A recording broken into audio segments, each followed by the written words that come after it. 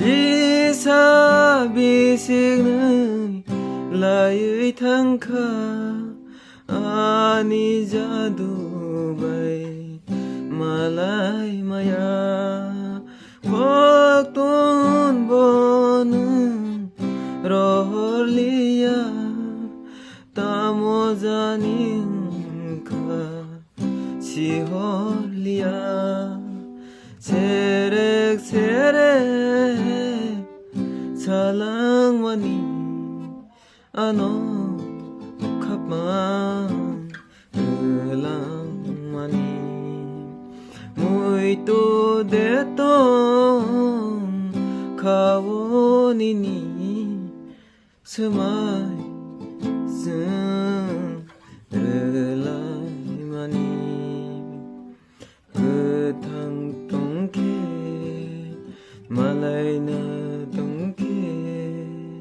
tai wai samalai situng ketang tongke malai na tongke tai wai samalai situng sajagya kokro nang bai sawan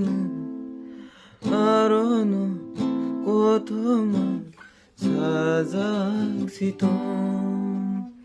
khani jadu bai halo bowan mokolni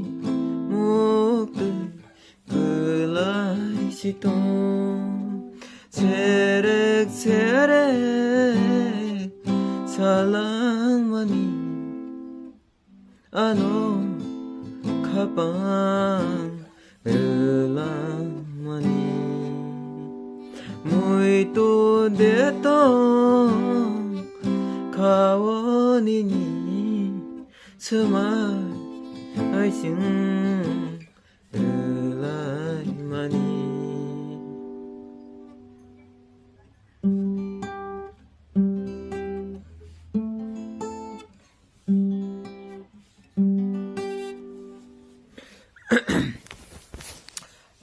Dol rog zoto no Rizabani sai tong khai mane na kare ridi gatobo norog jodi seno ketal nai tong hang kai mane ketalani channel ni bisingti nai tong hang kai subscribe khai ridi te like rog ridi asno kok bye bye